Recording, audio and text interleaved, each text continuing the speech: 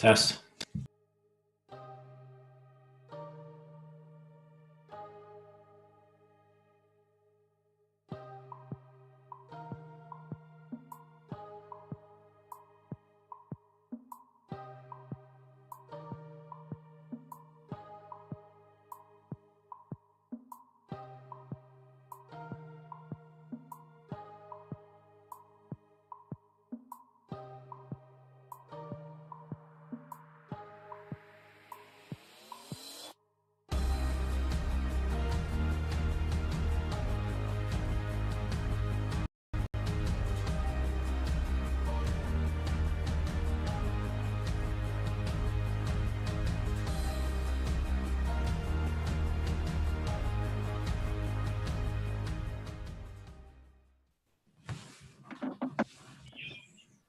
Yo, yo, yo. Welcome to NS9 Live. I am your host, Anthony DiNardo.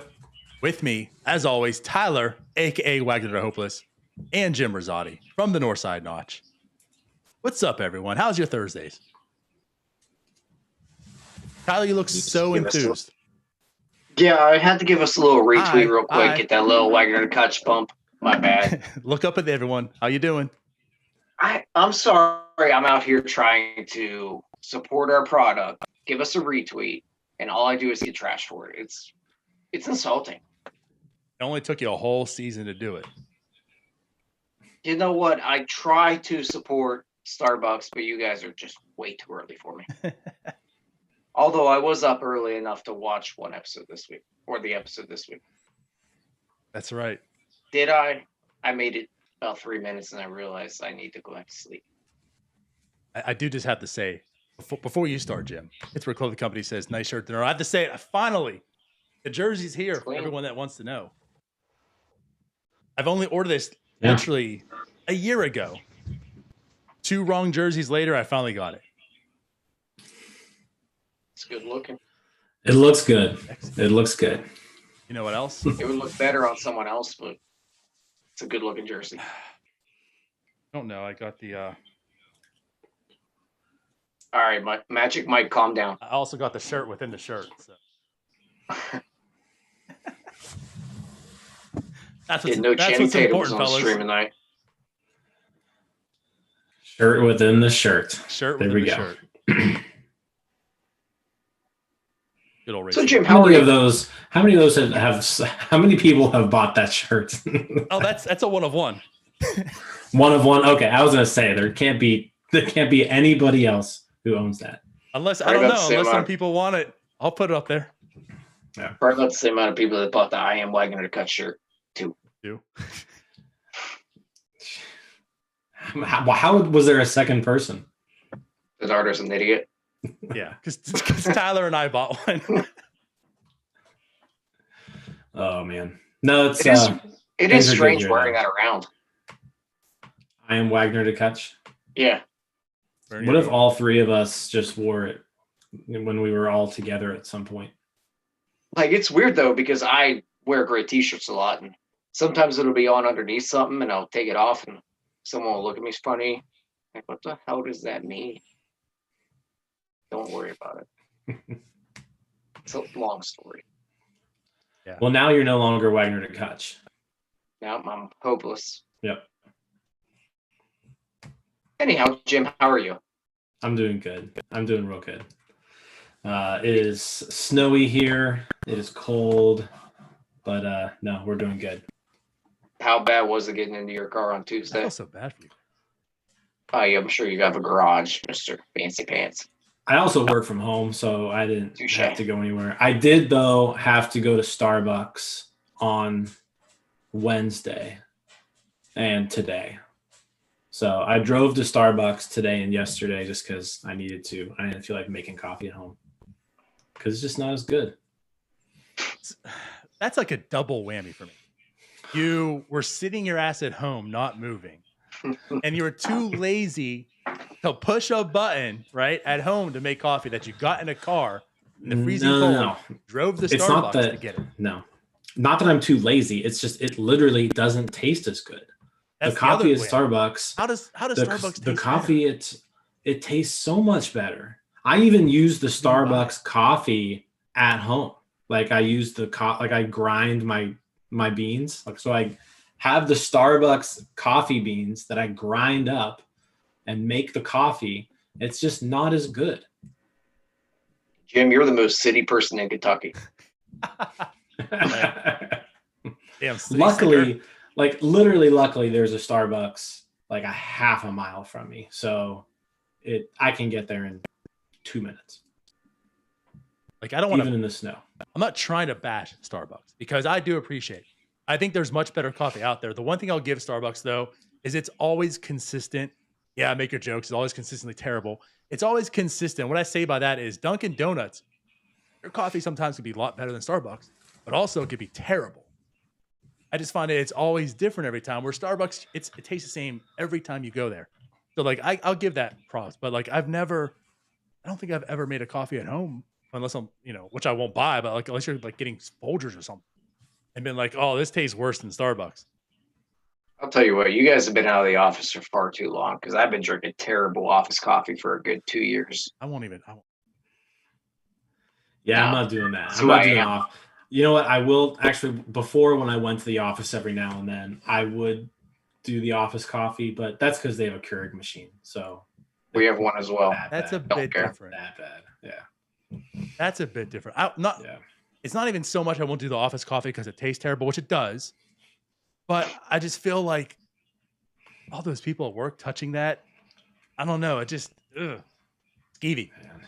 I'll just go get my own. I'll go to the vending machine and buy, it's like a Starbucks Frappuccino, the cold Frappuccinos. Like I'll buy that opposed to using the coffee at the office.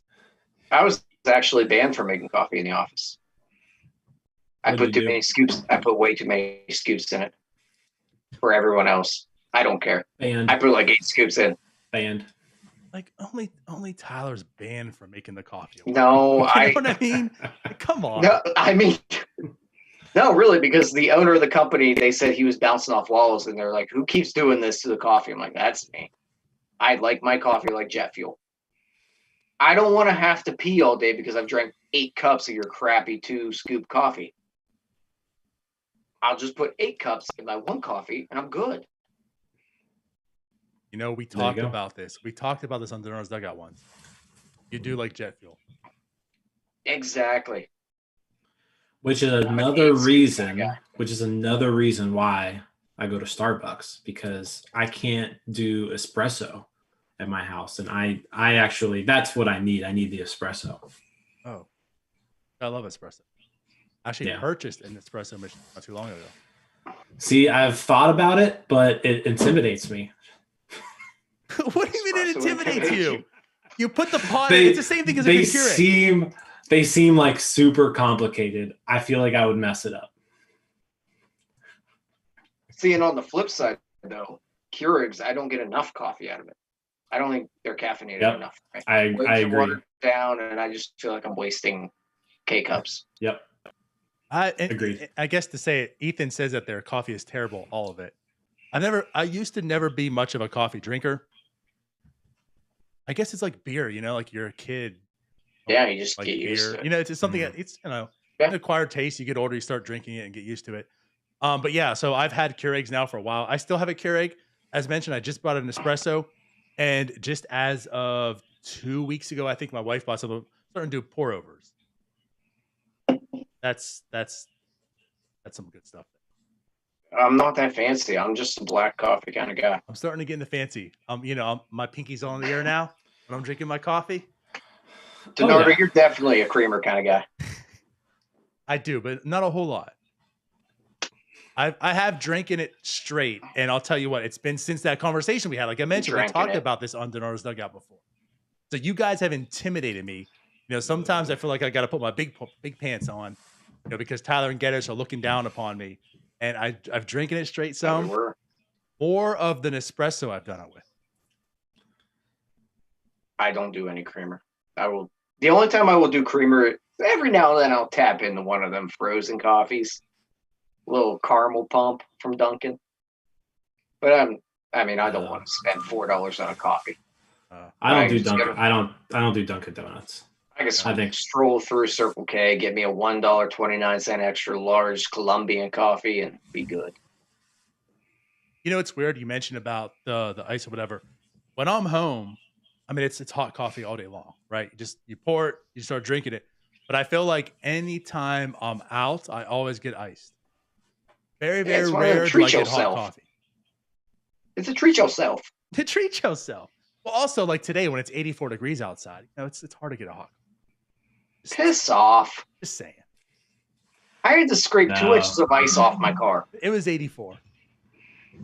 I have cuts in my hand. I got 2 shirts on right now. It's kind of warm for me. Denaro, I have cuts in my hand from punching the hood of my car trying to get the ice to break. All right. All right. Enough talk about the warm weather in Florida.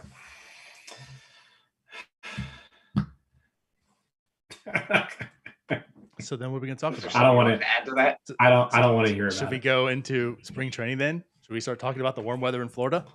Was Jim trying to do the segue master today?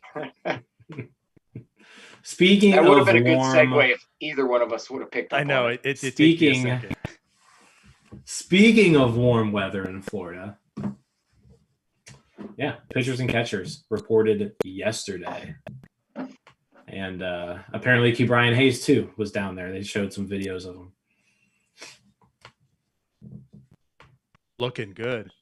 Looking like a really, really good third baseman. Like a snack. I don't know. Maybe they should lock him up. All right, which segue are we going into right now? Yeah, right. One at a What are we time, segueing to? This show's going to be over in 5 minutes.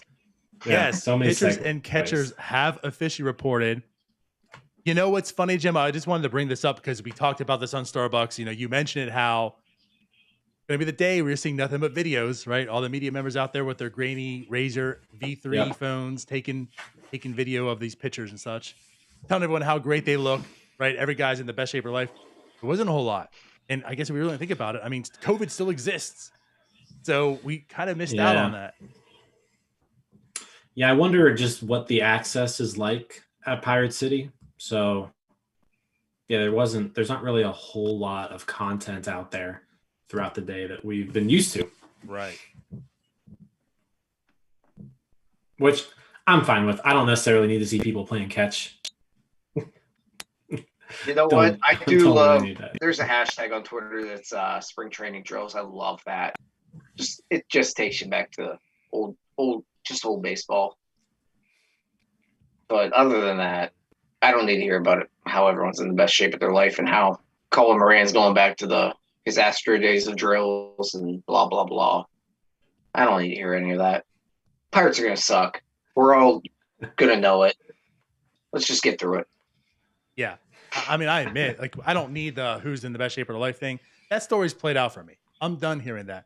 But I do appreciate the videos. I mean, I do just like enjoying it. Not even so much just to see maybe someone's tweaked something or doing something different, or Josh Bell's throwing underhand now, but maybe just because it's the first time I'm literally seeing a pitcher throw a baseball since October. And, I'm craving that kind of content, just as cliche it is, right? The ball popping and hitting them in. Yeah, it's cool. The stuff that the official Pirates account is tweeting out, that stuff's pretty cool. Where they do their little, 10-second, 15-second video bursts. Right. Yeah, it's fun. I'm ready for games. I'm ready for spring training games. Spring training is one of those things that real baseball fans, no shot at sabermetric people, but definitely a shot at them, we enjoy.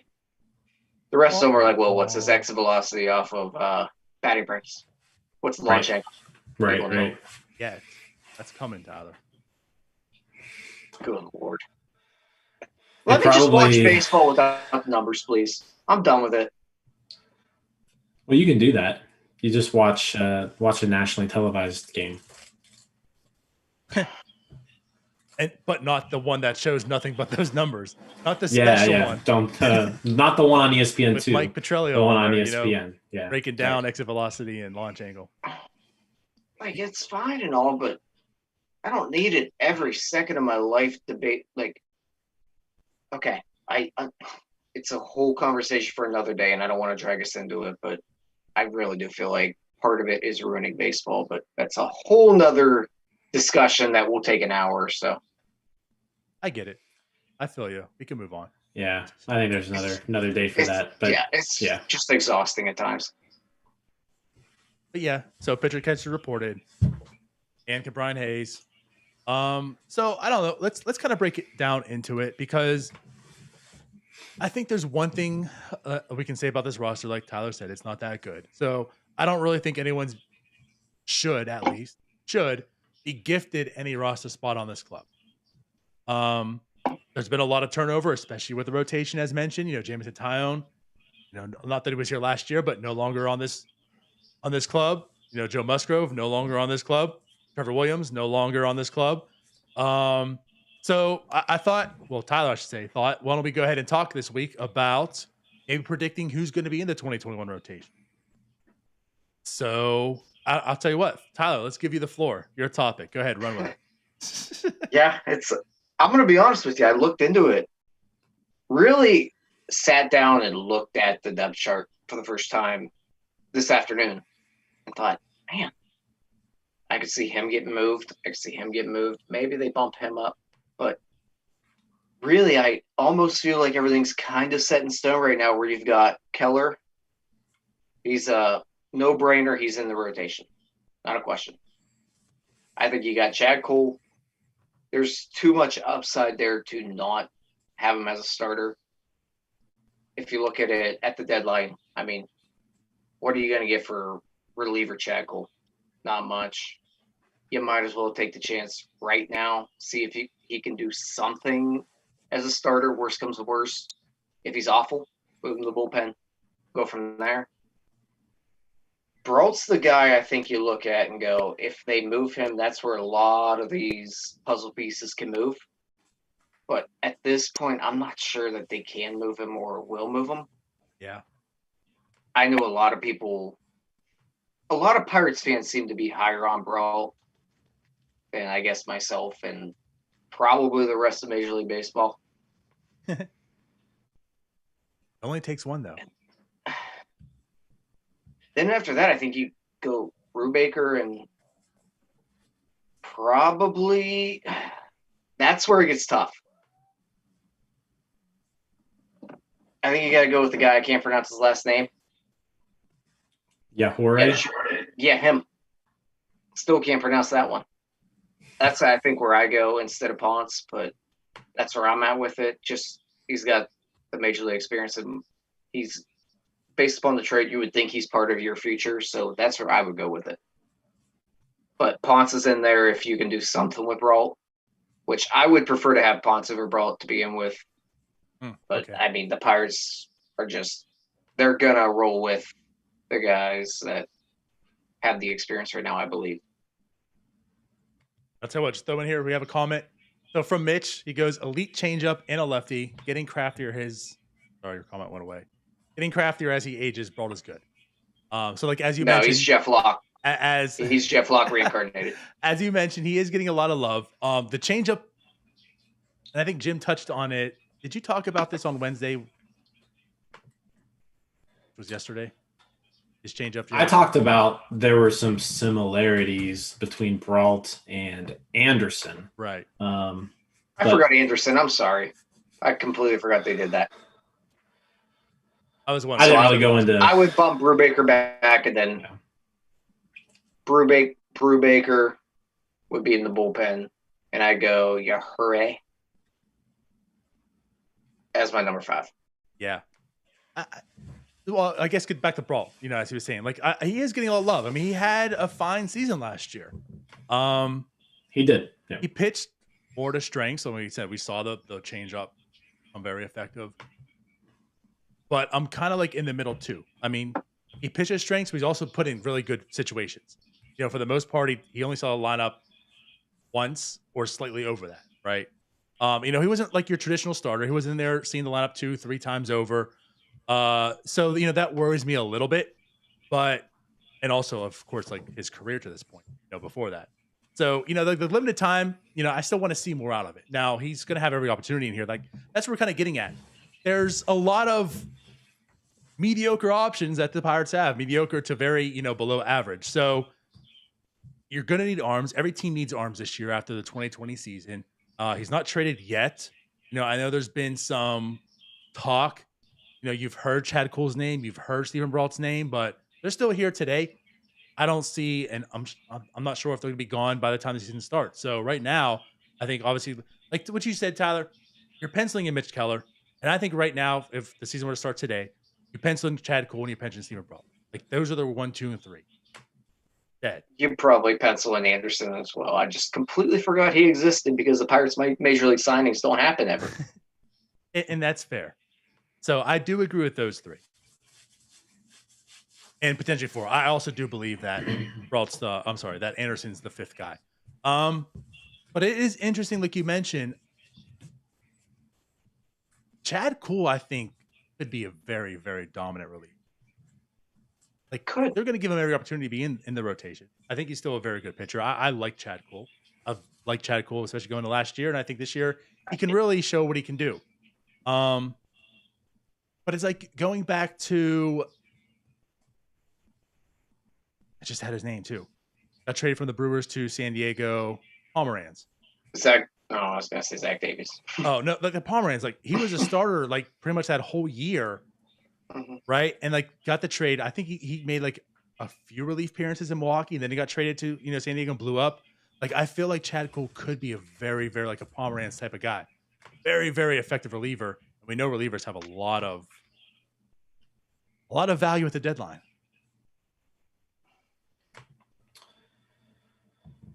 But I think he's a starter. I'll let Jim go. So I'm going to go a little bit different with this question. I think the Pirates are going to utilize a lot of pitchers to really make up their rotation for a few reasons. One, I don't really know how many innings these guys are going to be able to throw this year. We talked about this a little bit before, but no one on this team pitched a significant amount of innings last year. So can you go from, can Stephen Brault physically go from pitching 42 innings last year to 150? Like, is that even physically capable for him to do? I don't know. Like we've talked about how, you want to grow those innings year by year. That's a significant jump, and that's going to be the case for every single pitcher this year. So I think what we're going to see is a lot of depth to the rotation, not necessarily good depth, but they're going to utilize a lot of people. So if I'm going with a rotation, I'm going Keller. I think Keller's in there. I think Tyler Anderson's in there. And I think Will Crow is in there. All right. And then I think you see a piggyback situation for like a Kuhl Brault. You see like a Kuhl Brault piggyback, and then you see maybe like a Brubaker Ponce or Brubaker Yahore. I could actually see them starting Yahore in the minors. But I think that's what you see. I don't think you see 5 guys starting the year off as starting pitchers and like in the standard normal way that you think of that. So I think Keller, Anderson, Crow, maybe those 3, but then like Kuhl Brault seem to work pretty well and complement each other in a piggyback. And then I think like Brubaker Ponce is the other one. So I think technically you have 7, like a 7-man rotation that you kind of pitch every 5 games. Jim brings up a really good point, though, about the innings. There's maybe a handful of guys, maybe 2 handfuls of guys that actually pitched 60-plus innings last year. And a lot of teams all around baseball are going to be asking these guys to go out and throw 180 to 100 to 200 innings. So, and I think that's a good question. Like, it's a good question. Like, are we going to see teams go more towards the early hook or maybe a 6-man rotation? I mean, we don't even know. Yeah, like look at the Dodgers and the Padres. Like, what are they going to do? Like, maybe that's why they've loaded up on all these arms. Because I mean, those guys aren't going to be able to go out there and throw 180 to 200 innings like they normally do. That's what I want to bring up here. Like, are we even going to see a 200 inning pitcher this year? Because at most, I forget who had the highest, but you're talking like maybe 68 innings last year, like the most innings pitched. So are you going from 68 through about 80? But what's that? Bieber threw high 70s innings. Okay, that's what about 78 then. Lance Lynn threw 84. Jeez. Okay. Lance Lynn has a rubber arm and he throws 85. Well, that's a good point. But even take Lance Lynn for example. That's the most innings pitched, 84, as you mentioned. Are you going from 84 to 200 in 1 year? Especially the way teams treat pitchers these days. I mean, you want to talk about, uber cautious. Mm-hmm. So are you even going to have any player hit 200 innings? So then with that, of course, like the trickle down effect. Like what are these other pitchers going to hit? Is anyone on the Pirates going to have 160 plus innings? And not just that, but look at like guys coming up from the minors. They did not throw last year. Also very good. So are we going to have a cap on them?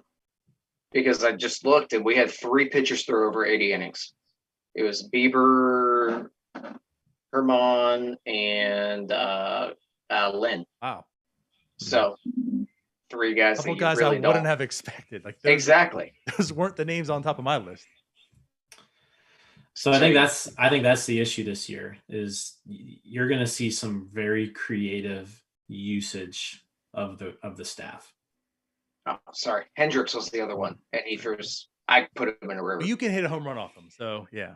Exactly. Yeah, we already discussed that. Wait, that's like Tim Wakefield. Where's the Jim?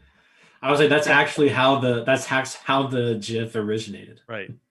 This is when Tyler said he could hit a home run off Al Hendricks. Easy. Not even just a hit, really, a home run. Yeah. But you look at let's just say Quinn Priester is ready to go this year. He's not, but as in the Pirates situation, he's not. They're not going to throw him that many innings. He hasn't really pitched competitively in over a year. It'll be 2 years by the time he'd be throwing in the majors. Right. So how are the other teams going to treat their guys that are ready to go? Yeah, so I think that's something to watch. Mitch says, Garrett Cole, Scherzer. So I agree with that. Like, I think those guys, like the true workhorses of baseball, can probably go out there and do it, right? But I think a lot of your fringe starters to middle of the rotation types, I don't know if they're going to be able to do it. I mean, I guess we'll find out, and we'll see how teams handle their staffs. But I think innings are going to be at a premium this year, just across the board. I think what you'll also see, I mean, you will see records being broken this year for like number of pitchers used in a season, things like that. Like those records will all fall this year. That's my prediction. Is this the year of the long reliever? Could be. Yeah, I mean, you just have a bunch of people go out there and throw 2 innings, 2-3 innings. Think about how baseball's kind of been trending with like the opener and now somewhat with the piggyback starts and such.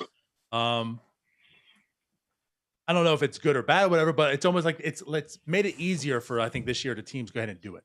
Like it's already been done. It's not going to be weird or wacky for teams to go ahead and do this. And of course it makes sense. Like Jim, Tyler, you guys are saying, like, you want to be cautious with these arms. And you're absolutely correct. The Dodgers and Padres are set up. I mean, they're good to go. They got like a 10-man rotation there, and that doesn't include Mackenzie Gore sitting down there in the minors we keep talking about. So, those guys are good to go. But I think with a lot of teams, they're going to struggle. And so that's like the one thing with the Pirates. We're talking about who's going to be the 5-man rotation, arbitrarily the 5-man, right?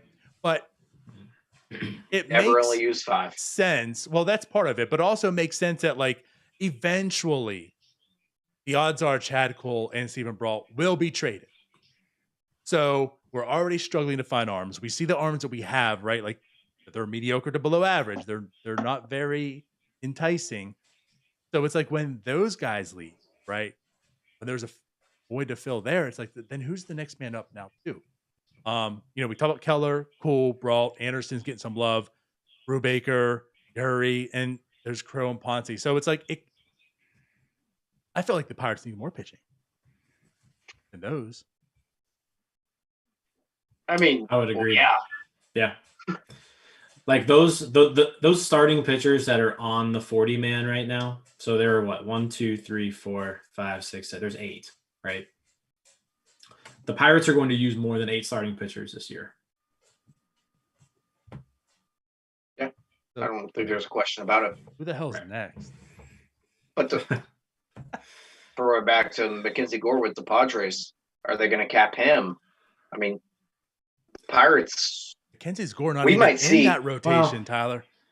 I know, but when he comes up, he's probably going to be capped. He didn't really throw last year. I mean, I agree he'll be capped, but I don't think he's going to get the opportunities to have to worry about that. Across baseball, Gore will hardly pitch, any this year. team that doesn't use more than 5 or that only uses 5 pitchers. The Cubs, their World Series year, were the luckiest team in baseball. But I think who you have kind of waiting in the wings, who can start. James Marvel, right? True.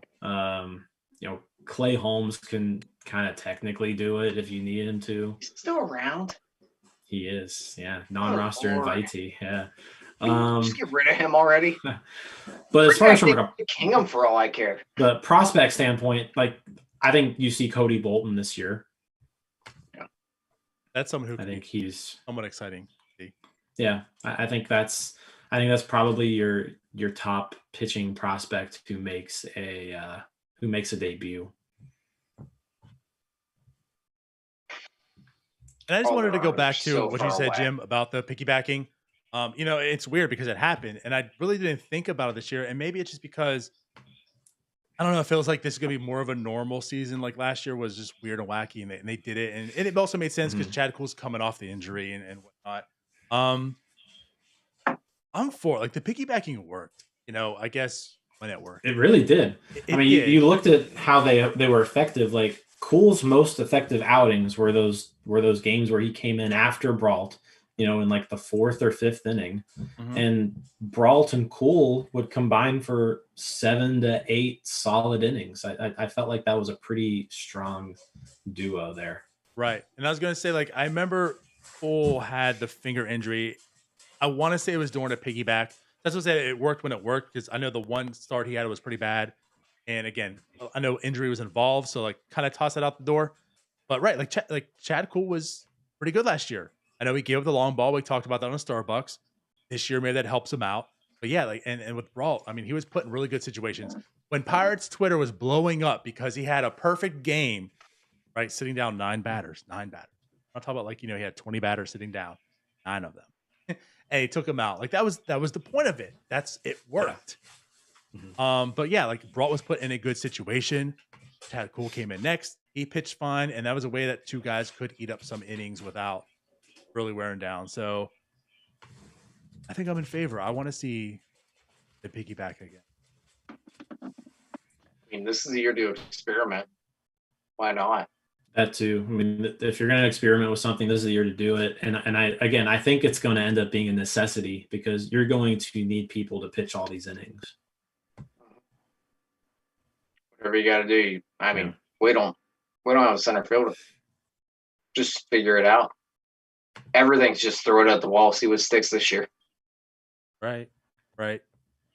Touch on Brubaker. I think him kind of Chad Kulish too. Like I feel like he would be very, very effective in the bullpen, but because of the need of arms, and he did start, games last year, he will also be put in the rotation. That's my guy too. Like if I'm picking Keller, Kuhl, Brault, Anderson, and Brubaker. But again, like I feel Brubaker is going to be a very good bullpen arm. And like Chad Kuhl, I believe more in Chad Kuhl being a starter than Brubaker, but I think like Chad could just be killer. But again, if you kind of utilize that piggybacking situation, and you can limit it to where these guys are facing 15 batters, right, a game, then they can the stuff can play better, right? You don't have to starting pitchers, right? You got to kind of conserve some energy for the 6th and 7th innings. You don't have to do that if you're like, okay, go out there. You're going through the lineup one time, maybe 1.5 times, and then you're done, right? So it's kind of like a hybrid situation, starter reliever, and I feel like that's kind of like an ideal situation for Vault, for Cole, for Brubaker. Those guys who they've got a decent pitch or 1 or 2 pitches, but they don't have that full repertoire of people where they can go through an order, repertoire of pitches where they can go through an order, 3-4 times. They just can't do that. They're not going to be effective doing that. So yeah, I think the Pirates utilize that this year, and I think they utilize it quite a bit. So here's a little segue for you. Coming up, Chad Cole. He's the guy that I think a lot of people thought was going to replace Jared Hughes with the sinker ball. He's going to be in the bullpen. He's going to get ground balls. So coming off of that, with all the reports coming out about the new baseball, is this an opportunity for Chad Cole to get that sinker ball back, get back to the ground ball game?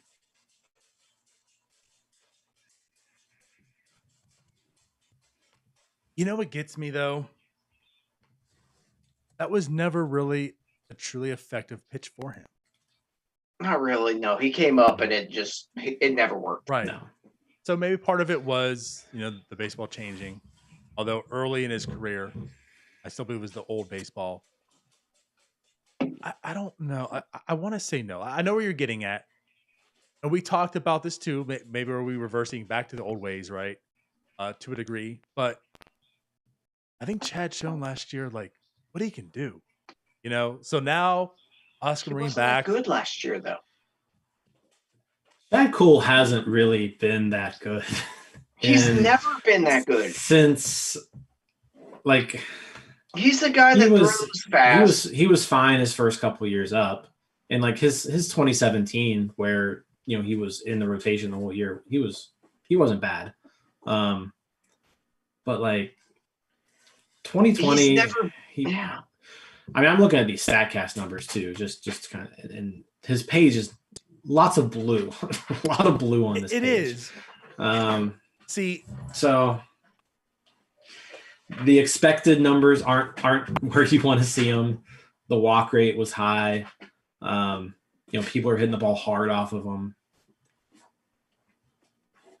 I think part of it, I think, has to do. He can't get a lefty out. He has nothing really off speed. I know I hear about the curveball and how the spin rate, blah, blah, blah. Okay, I'll let you guys go. I want to talk. I'm just saying. I'll let you guys go. I watch the curve. If I see the curveball, I'm like, that looks like shit. It's not that good of a pitch, eye test wise. I know the spin, blah, blah, blah. Blah, blah, blah. But that's where I'm at with him. Third time through the order, he's awful. He's a guy that seems like he traded in velocity for a real repertoire of pitches. Okay. Because he came up and he bumped that velocity way up. Right. He's hitting 98. And he was in the minors. I don't think there was any real record of him throwing that hard. And it seemed like he traded it all in for velocity and trying to get strikeouts. And he's a rare form of guy that it has not worked a bit for him. He's a number 5 starter that would probably be better in the bullpen. But with everything everyone's telling me, I think you got to ride him in the rotation. So I'm going to disagree a little bit on your curveball assessment. Like, it was a good pitch last year. Like, it doesn't matter what you say about it. It had a top tier spin rate. It had top tier movement. And people didn't hit it. Expected WOBA, people hit 0.71 versus his curveball last year, a whiff rate of 38%, expected WOBA of 121. Like, his curveball was his best pitch. The slider was also pretty good. The sinker is what got rocked.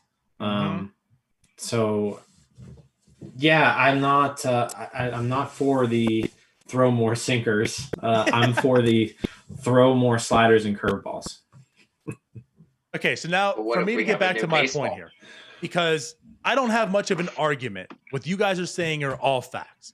You know, when you look at the overall numbers, it's all there.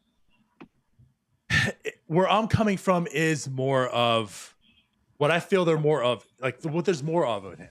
You know, it's like the Chris Archer thing back with me again.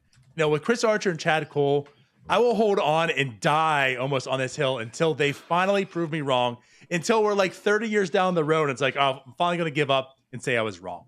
I feel there's more in Chad Cole, just like I felt there was more in Chris Archer. You are right. Like the numbers are all blue, but I also think a lot of that there's too, that one terrible start he had. And of course the injury too. When you look outside of that, to me, he looked like a really effective pitcher. The sinker, I'm sorry. Yeah, the sinker. The sinker was not good, right? The two-seamer, which is, I mean, how long do we have to hear about that? How long do we have to hear about this pitch, right? I'm tired of it. His slider was deadly. His curveball was deadly. Mix it with a four-seamer more this year and see what happens. I think there's a lot more to be desired with Chad Cole. And again, with the season being such short sample, and you have to take almost 2 starts in there for real reason, you know, like he was injured, you know, his finger, I forget what it was exactly, but you know, there was an actual issue and he gave up a clunker. You know, I don't want to be the guy who just picks the good, but there was such a shortened season. And Tyler's talking about the eye test. The eye test to me almost was the opposite. I saw something in Chad Cole, and now I want a full season to actually see it. Like, to me, this year is where he's finally going to prove either I'm right or I'm wrong, and I'll accept either or. No, Donardo, I'm 100% with you I'm on the opposite end of it. That's fair. That's fair. You know, again, you're telling me the facts. I can't deny what you're saying to me. I don't love the curveball. I don't think it's that great. However, I am scared to death of this guy turning into Charlie Morton. And what? Okay, so then you're proving what I'm saying to be correct. Because there's more to Charlie Morton, you know? They're just used wrong. We all knew there was more than Charlie Morton. You're putting a two-seamer in Chad Cole's hand when it shouldn't be. And he's going to leave Pittsburgh. We all knew there was more to Charlie Morton.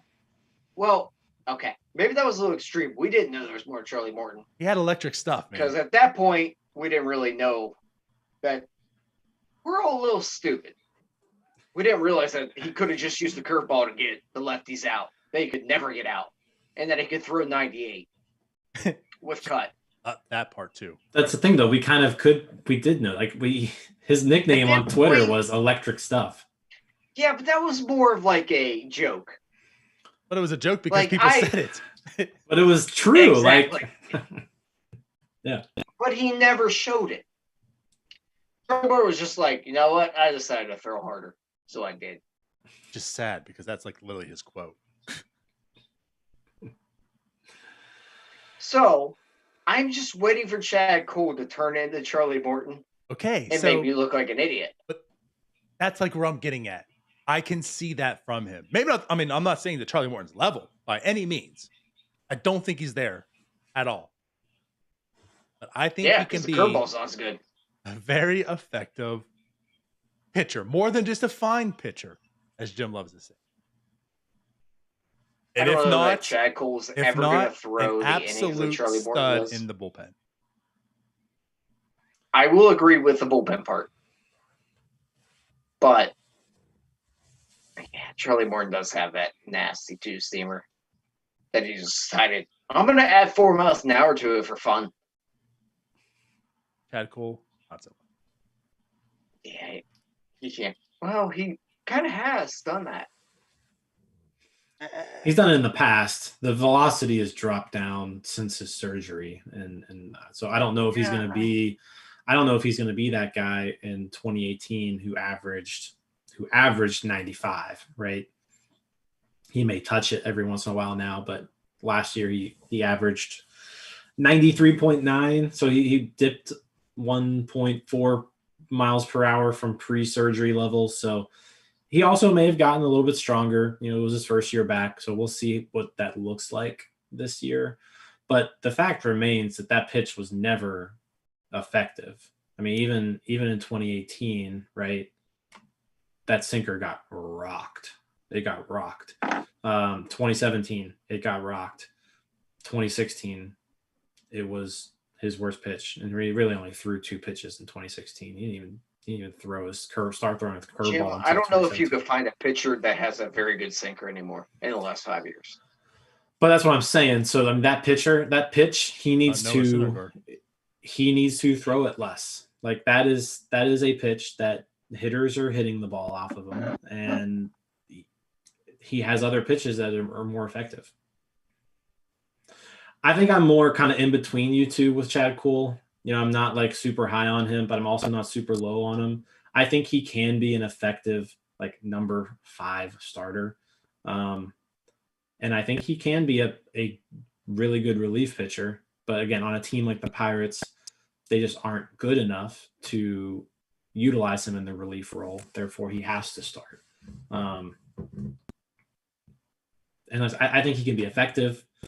I don't see great things out of him. I see him being in my quote here. I see him being fine. So. I'm looking at Noah Syndergaard's sinker right now. Don't cry. Oh, I am. It's not good. Terrible. Because a sinker has not been good in the last 5 years. The sinker pitch is absolutely awful anymore. Which kind of sucks. Because I do love a good ground shot. Yeah, but electric stuff is way better. It is, but it was more of like a joke that electric shit's on the mound right now. Yeah, well, that joke turned into a reality quite quickly when he left. Well, all you do is leave Pittsburgh and Ray Searage. So I think we've kind of beat this in here. And I think it's all fair conversation. It's a good conversation. We have 3 very different viewpoints. A very pessimist, a very optimist, and then Jim, the very fine, level-headed, whatever. I can't wait, though. I can't wait till we're sitting here. I don't think I was pessimistic there. 6 months from now, and I'm telling you all how I was right. I didn't want to see something. I said I would prefer it. This is all on the fly stuff, but with Chad Kuhl's velocity, I'm trying to look at game by game because again, with a shortened season, the injury, like I'm wondering if that was what made him drop a little bit. I'm looking at the August 21st game against the Brewers, and he was hitting like 97. How many innings did he throw?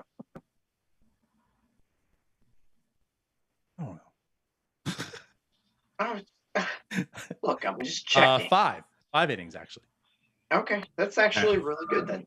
Yeah, but I think that's the other way too. 1, 2. So in the 5th inning, he was sitting about 94.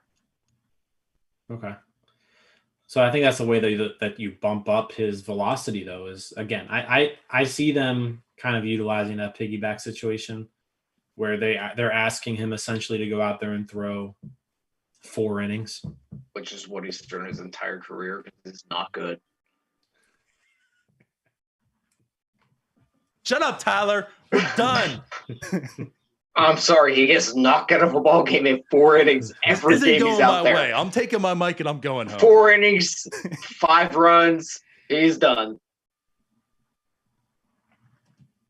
All right, because can we move on? Cubs tee off on him. I mean, over the course of his career, 72 appearances, 70 of which are starts, he has averaged just under 5 innings per game.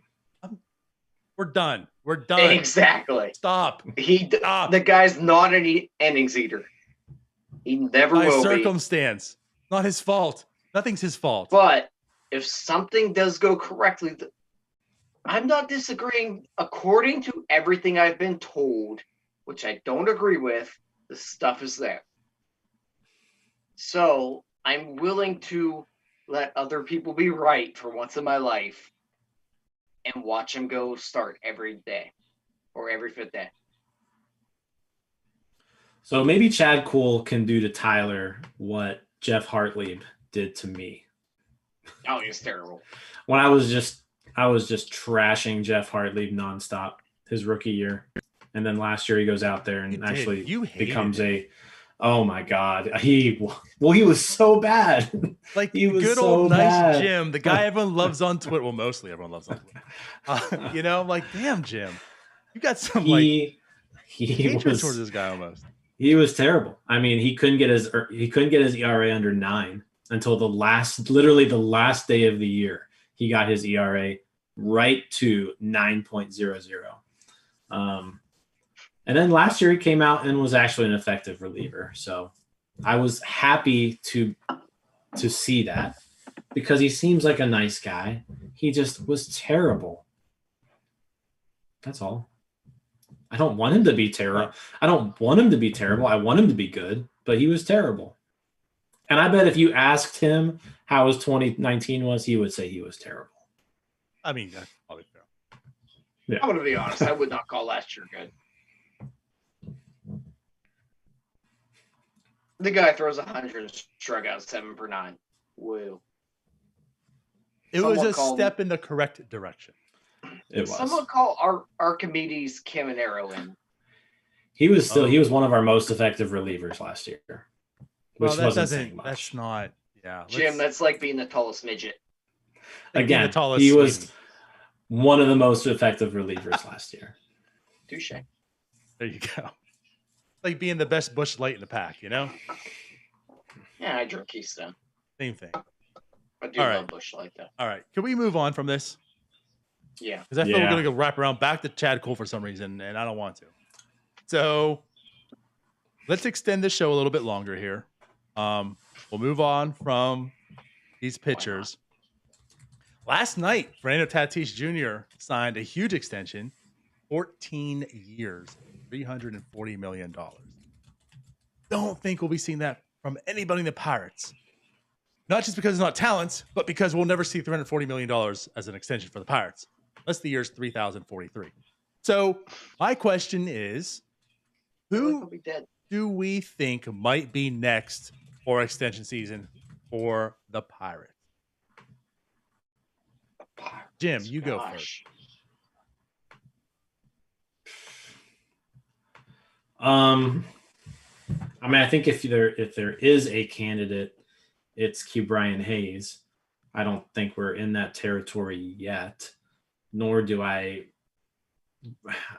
Here's the difference. Here's the difference between a player like Hayes and a player like Ronald Acuna or Fernando Tatis, right? Mm-hmm. A lot of it really just comes down to when they made their debut, right? How old were they when they made the majors? Tatis, Acuna, these people made the majors when they were 19, 20 years old. Ryan Hayes is going to be 24 this year. Is that correct? Just turned 24. Just turned 24. So he'll be 24 when he racks up his first year of service time. So like the big difference here is, Tatis and Acuna were going to be free agents at age 26, right? Whereas Hayes is going to be a free agent at age 30. Big difference, right? If you're Tatis and Acuna, you want to buy out those late 20s because that's your quote unquote prime in a lot of cases. So you want to lock that down if you can, and you lock that down by paying a little bit more up front than you typically would. For a case like the Pirates and Ke'Bryan Hayes, the Pirates have Ke'Bryan Hayes already through his prime. So unless he comes out there and he's like an MVP candidate, which I think Ke'Bryan Hayes is going to be a good player, and I think he could he could be an all-star. He could be an all-star caliber player. Is he going to be the type of guy who you want to lock him up for his 30s? Because that's what you would be doing. You already have him for his 20s. You have him for that. So now is he going to be a guy that you want to lock up into his 30s? And I just way too early to make that decision yet. It's not going to come for another 2 years, probably, if that is the case. I mean, if he's good, then I'd welcome it with open arms. So I guess I guess he's the next candidate. That's a long answer to your question. But yeah, Hayes, I guess, is the candidate if there is going to be one. But it just doesn't make sense right now. Okay. You think he would be the next one they're probably talking to, but you don't think it's going to get done? Or I think it could. I think it could. I think it could get done, but he's going to have to show 2 years of sustained success before it really starts to even make sense. Okay. Yeah. Okay. Fair. What do you think, Tyler? I think the obvious, like Jim said, the obvious answer is going to be Hayes.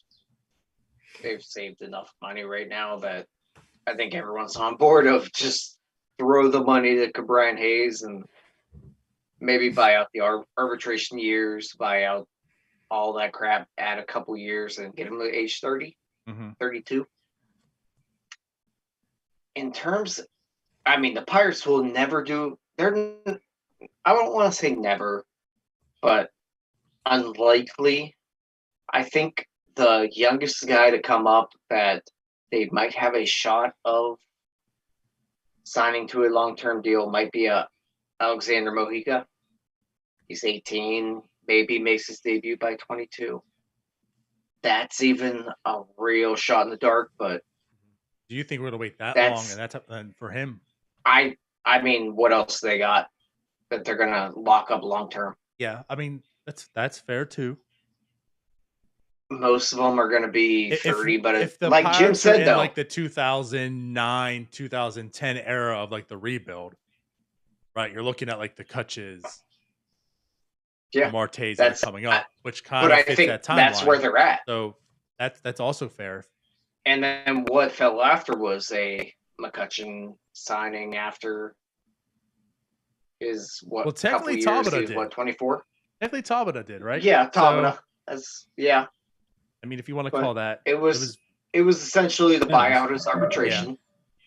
And then after that, you had McCutchen, you had Marte, you had Polanco, but all those guys had already reached the majors.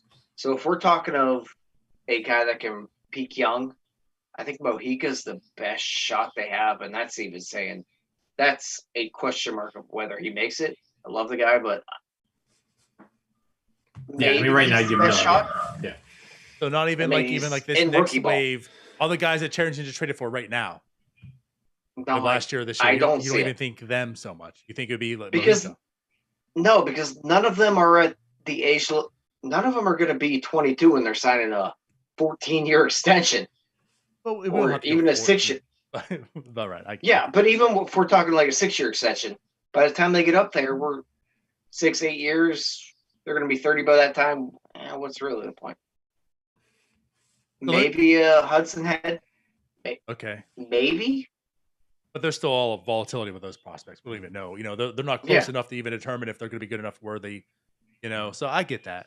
And I guess like with Jim's point, we've talked about this a little bit before, and you're right. I mean, he's like when Kutch was 22 when he made his debut, right?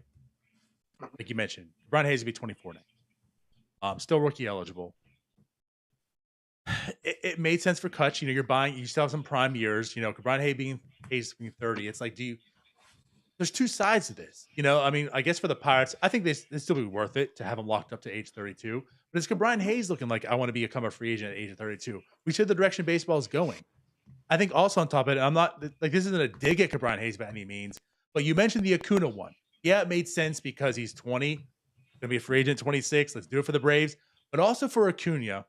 This is where it really sucks because that contract is terrible, right? Albie's contract is terrible, but for the players, these are, all right, great for the team, great for the owners that are so poor.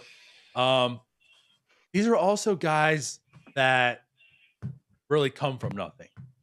When you put $100 million in front of Ronald Acuna's face, very, very undervalued contract, but that's $100 million. Like that's what we talked about.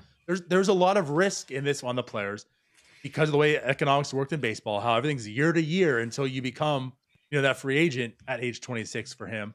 So I'm getting $100 million life-changing. Let me go ahead and do it. Brian Hayes, I mean, his dad was a major leaguer. Again, this isn't like anything about, but he's not hurting for money, I'm sure, either. It's not as if it's like, wow, here's $100 million or here's $56 million, like Kutch, whatever. Like, let me go ahead and do this. Is it worth God, that him? seems so little. I know, right? Like, think about that. $56 million for Andrew McCutchen. Is it worth 8 him? years? Does he want to become a free agent at, I'm sure, a team-friendly contract, become a free agent at age 32? To me, it doesn't make much sense. I think it's not even so much for the Pirates side. I don't think Brian Hayes is looking to get an extension unless it, as Tyler said, you're throwing money at him. For the Pirates side, where it can make sense is at least you have that cost control. Like, you know what you have every year in him. There's benefit to that. So let me present this to you. What about Mitch Keller? Do you think, I think part of it is it might work out for the Pirates. Like, he hasn't had a good start to his career. Do you believe, we're not saying he's an ace. Like, we're not saying this is Garrett Cole or what James and Tyone should have been, which is unfortunate, but should have been. Like, this is a guy who might be a good pitcher. And because he's had an awful start, could you get some value and be able to lock him up as a pitcher? I think it's a fair point because you could, if you can get him for maybe a Blake Snell rate of what he signed with the Rays. Mm-hmm. I mean, what was it? 5 years, 50 million, something like that. And I don't. Is it good? Anywhere near that for starting pitching? It would have to be clearly way less than that. I mean, the guy still hasn't 10 mil a year. shown he can be healthy either. He hasn't. I think with Keller, you maybe approach him with something like that if he is able to pitch a full season this year, and do it effectively. But if he pitches a full season, then you're risking it going from 5 year to 100, 5 year, 100 million, 75 million. He still has a full other year of pre-arbitration plus arbitration. Like, I mean, he's not a free agent until 2025, I think. Yeah. So it comes up real quick though. So like, no, I think he's someone where if you were to approach him with an extension, it wouldn't be huge by any means. You'd want to buy out a couple. You'd want to buy out a couple of those free agency years, right? So let's say next year, going into the off season, you've got him for 4 more years, and you say, hey, we'll give you 7 years, $45-50 million. That seems more. The 50 million I could see, but right, 7 years I think would be closer. Yeah, like 7. Yeah, right. So he does become a free agent in 2026. Okay. I'd go 550, give him 10 million a year. I think he can give you 2 more. So I'll just. Well, he probably can, but 550. I think as we're going at is he hasn't proven it yet. So I don't think the Pirates are. He hasn't, but the Pirates are in a position where ready to say here's Blake Snell money for Mitch Keller. But Blake Snell was never in a position when they gave him that money to give him that money. Not really. He took 50 million for a reason. Yeah, if he's on the open market right now, he's getting a lot more. I mean, you take it because it's guaranteed and you're a pitcher and anything could happen. You could go out there the next day, blow your arm out, and never pitch again. And it's a little bit different for pitchers than it is for position players. I mean, Snell signed that contract, right? So Snell signed that deal after 2019. So he was coming off. What? Oh, wait, I'm sorry. 4+ not years. After 2019. He was coming off. Coming off? Yeah, actually, it was after 2019. Yeah. So and then he hit 7 million in 2020. So he was coming off a season where, I mean, in 2018 he had a 1 point. He won the Cy Young in 2018. 1.89 ERA in 180. Yeah. And then he kind of fell back a little bit, but was still effective. And then that's when he signed the deal. But regardless, I guess just get back to it with Mitch Keller.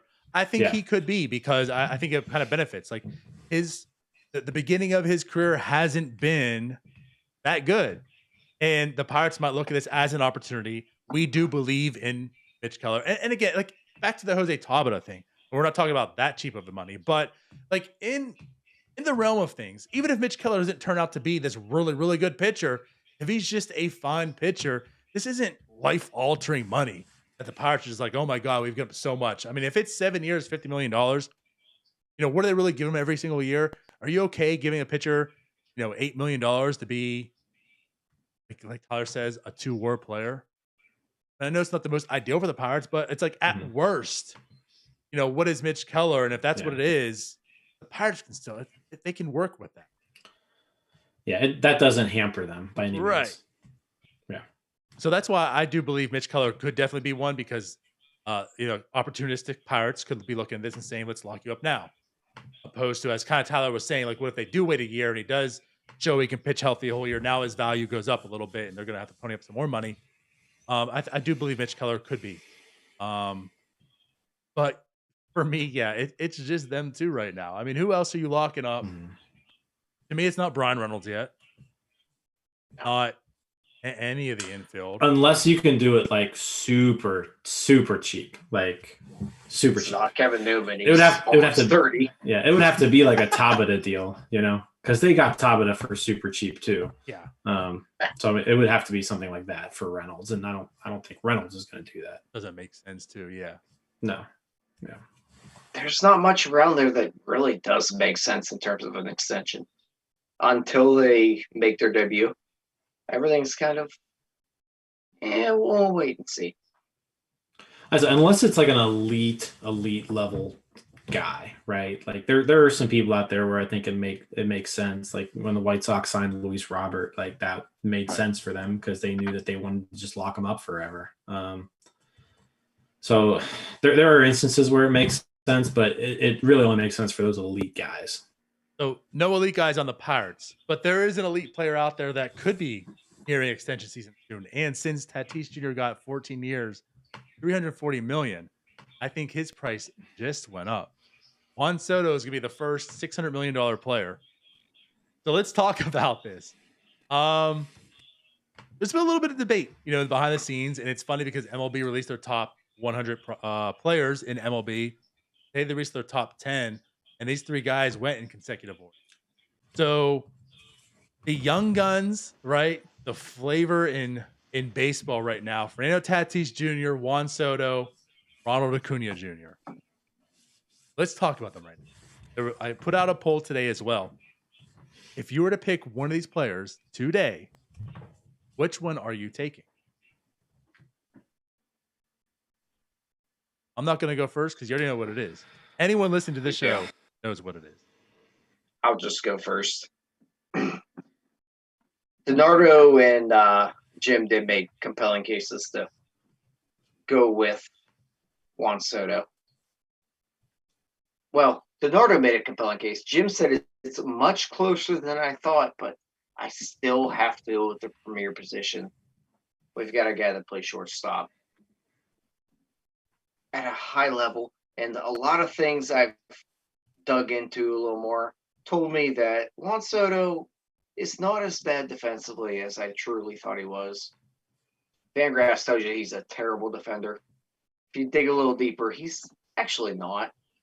And Juan Soto's hitting stats are out freaking outrageous. I still have to go with Tatis right now, with Soto being very, very, very, very close behind him.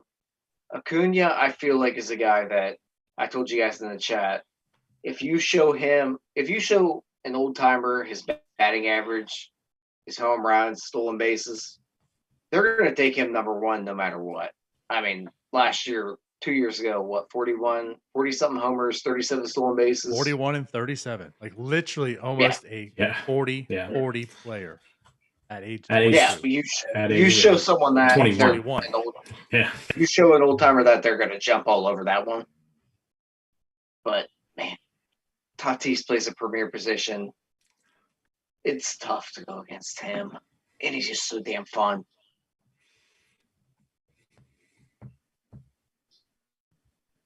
This is such a hard question. And here's the thing: I don't think you can go wrong with either three. Give me one of them. I'm good. Yeah, right. Like I got a lifelong player here. Let's build. I think no matter. I think no matter who you pick, you aren't going wrong with it. But I guess we have to pick somebody. And just because of, I mean, I said it in the chat earlier, he's the closest thing to Barry Bonds that I think we've seen, and that's Juan Soto. He just flat out kills baseballs. He has, I mean, just kills them, just crushes them. His command of the strike zone is amazing. You know, he even ever since his call up as a 19-year-old, right? He has posted on base percentages over 400. And that number last year was almost 500. So we're talking with a guy who can just crush balls. He gets on base. He's semi well rounded. He's not great defensively, but he's also not terrible. He can play the position. I don't know how long he'll be able to do that. You do have to kind of think, okay, he's 22 and he's already like not a great defender. So does he eventually move to, right field or DH, right? But I think even with that, his hitting, his bat is just so far and away better than either of the other two players that, yeah, maybe Ronald Acuna is the most well-rounded because he can defend, he can hit, he can run, he can do it all, right? Tatis obviously has that position factor going for him. He can also crush the ball too. But I think Soto just hits so much better than the other two that what he lacks defensively, he still does that one thing so well that you've got to go with him. Speak to me, Jim. Speak to me. So as I mentioned, you guys already know what I'm going with. It's Juan Soto. It's Juan Goto. He is the GOAT. He is the number one player in baseball right now. Move over Mike Trout. I'm not going to go that far. But you're absolutely correct in the sense that, like, all this is so close. You know, in a sense, they're almost like they're three really, really good players, but they all bring something different and unique as well. So yep. Tyler mentioned about Fernando Tatis Jr., like how funny he is. And he is. I mean, he's entertainment. He's the big ticket show. You go to the Padres game to watch Fernando Tatis Jr., which this year you go to watch everybody now. But, you know, like imagine if he was on the Pirates. PNC Park would have people in the stands because of him. Like, you want to watch him. He's a very talented player. The one thing, like, if I have to take away from him, we're having this conversation. It's been 143 games. You know, in his first year, he had a BABIP of 410. You know, a little bit inflated, but listen, like, we're nitpicking here, right? He's very talented. He's very, very good. He's good offensively. He's good defensively. He's super athletic. Like, I don't have a worry so much about, is he too big for a shortstop? Is he going to move off? How's his defense going to decline? Stuff like that. Like, I feel like he's going to be a very talented player. You know, if he plays basketball, he's the small forward. You know, like, just super uber talented, athletic, right? And like with Ronald Acuna Jr., it's crazy to think how small ass Ronald Acuna Jr. is like the guy who's hit the most home runs in a season opposed to all these people. Like Tyler said, he's the guy you're picking in fantasy, number one overall, opposed to these other guys. 41 home runs, 37 stolen bases. Like, are you kidding me? As a 21-year-old, almost a 40-40 season, uber athletic as well. And then, of course, let's get back to Juan Soto, who's my dude. Like, the one thing I worry about with Juan Soto is everything that Jim said. Like, his defense improved vastly from 2 years ago to last year, but it's still not great. Like, he has, to me, a lot of Manny Ramirez in him, where when he ages, like, is he going to be a very terrible outfielder? So, yes, probably DH is in his future. But I guess what I also am concerned on the same side too is, like, when Ronald Acuna Jr. is 33 years old, right? And Tatis Jr. is 33 years old. What are they doing with their athleticism? That's why, like, with Soto's hit tool, like, I feel this guy is going to be 45 years old and still just mashing, right? It might be at a DH, and it's not a premier position, but this guy can just mash all throughout his career, right? Kind of like a Nelson Cruz to the degree where How are these guys going to end it? So if you're starting today, you can't go wrong. I'm still going to say Soto. I have to. But I could see where those two have better 10-year careers now. And then Soto with longevity of Soto, outreigns them, and he has the higher WAR at the end of the career or so. I guess that's kind of like my take. He's going to have a nice twilight into his career. Those two might drop off deeper. Watch Selby it is if Vlad Guerrero Jr. just goes off next year for the rest of his career. Or that. And that could be like, we could be talking about 4 guys now. God, baseball is such in a great position. Why do the stupid people have to ruin it? Yeah, I mean, the young talent in the game is great. I mean, you've got these 3 guys, and then really behind them, even we mentioned Vlad. Vlad has a teammate too that's pretty fun to watch, Bo Bichette. Wander Franco coming on his way. Wander coming up. You've got, the Mariners have Kalenic and Julio Rodriguez coming up soon. But we haven't even talked about the White Sox. And we haven't even talked about the White Sox with Luis Robert. And Yomankata and so it's I hear a lot of international dollars, guys. Just saying. It is a lot of international money. And Jim just talked about everyone behind him, in front of him. Francisco Lindor is only 27 years old. Yep. If we're talking big contracts, like that's the next one, right? Lindor is the next guy. He'll get over 300 million.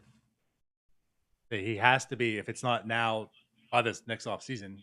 It'll be a Jose Ramirez is 28. There's a lot of Mike Trout's 28. Yeah, I mean Mookie Betts is like, all these guys are Manny Machado, right? I mean, we think Manny Machado is old because he's been around forever, but Manny Machado's 29, I think. Like these guys are all so young. Bryce Harper, he's 28 as well. 27. I think he's the same age as Trout. I think Manny Machado's Machado 28. and Harper are about the same too. Yeah, so Machado's 28. And Bryce Harper's 28 as well. Yeah, so like even these guys who have been around what seems like a decade are still have a lot of time remaining. Trout's still 29, so he's not 30 yet. Mookie Betts, another one. Mookie's 28, right? So it's insane. And I mean, you got to think. I mean, Mookie and Cody Bellinger, we haven't even mentioned. Another guy. Just won an MVP. Christian Yelich. These guys are all young. It's a fun time to be a baseball fan. It really. If they could ever figure it out. Should be. I think for the people who like are already in the game and they enjoy it, like it's enjoyable to watch these guys. The problem now that baseball needs to figure out is, hey, how do you get people to gravitate to these personalities and these talented individuals that are playing their sport? How do you get more people to do this? And there are people out there who maybe don't, they don't get to watch all these teams because baseball has terrible regulations when it comes to streaming, right? We can go into all those things that they need to just Let's make reel you back, Jim. I visible, feel this tangent. right? Jim's still salty about this. But this was 2 weeks ago. Move on, Jim. The talent's there. It's fun. Like it should be a fun season, even though the Pirates are terrible. We're going to be able to watch a lot of really fun baseball players play this year. So I'm looking forward to it, even with how bad the Pirates are going to be. I mean, how do I get people to pay attention to more than 3 to 4 at bats of my favorite players per night? We're not doing the XLB either. Let's move on. Well, we're not. I was going to say gambling. Oh, okay. Well, I think let it fly. Well, I mean, I think what baseball could be an MLB Red Zone. That's exactly. If baseball had something similar, because that like changed the game, I think, for the NFL is the Red Zone channel. If baseball had just a channel, like a nationwide channel, you could go and, all right, Mike Trout's going up to bat. Let's watch Trout hit. Soto's bat. You could just bounce around from game to game, watch the stars all hit. or if there's a big game situation and it's the 8th inning, bases are loaded, 2 outs, 1-run game, go to that game. I would be glued to that channel just nonstop. And not have to listen to Harold Reynolds talk on the MLB Network while we're doing. And that's what I was gonna say. Like MLB, it could be better. That's what we're gonna like MLB. They will check into games, here and there and such. But I feel like a dedicated channel where that's all they do. To some degree, and that's why the app's so great too. Like, it is kind of cool that the app will notify you that, like, hey, it's the 7th inning and there's a no-hitter going on, or it's a close to going to the extra innings. Like, there's some degree of it, but you're right. Like, NFL Red Zone, I'm not an NFL fan as much as I used to be, but I still get it. I have to. I mean, for $10 a month or whatever it is on the packages that you get with, it's like, I mean, I watch that. I'm entertained by it. You see highlights. I think baseball, like, it's harder because, I think for the situation to come up, it's a little bit harder. But right, like when Mike Trout comes up, boom, that's on. You're watching that at bat. Yep. So I'm with you. I think that would be very, very beneficial. I'll be watching both. I'll be watching the Pirates and have that on my laptop or whatever. That's what I would be doing. And I think you combine that with gambling, and you might have a little. Really though. Well, that's the thing. I think I think they are doing a little bit better job of like promoting their like DraftKings, right? So I mean, like if that's on MLB Network where they do like their DraftKings lineup of the day and all those things. So if you could really leverage the daily fantasy aspect that comes along with baseball, because that's one thing that baseball really has over any other sport, right? Everybody plays every day. Like you got baseball every single day, and you've got 12 to 15 games of it, right? Not 17 weeks, 17 days out of the year, basically. No. Yeah. So if you really marketed and leveraged, daily fantasy sports, you could tie it into that channel that basically just shows all the action and all the players that you want to see. I mean, that's a great idea. They need to do that. Hire us. Full agree there too. Absolutely. Hire us. All right. Well, I think that pretty much wraps it up. We don't want to go a full 2 hours like we did last week. No, please don't. So, any last words before we do go? No, just hire us. All right. I don't necessarily need to be hired. Maybe just as a consultant, like an independent consultant. How about that? Nope, I need hired. I'll just charge a fee for my Call time. it whatever you want. Pay me. Exactly. There it is. There you go. All right. That's why I always liked you. My last words. Chad Cole's a good pitcher. I'm going to prove you wrong. We'll see y'all next week. Bye-bye. Sorry,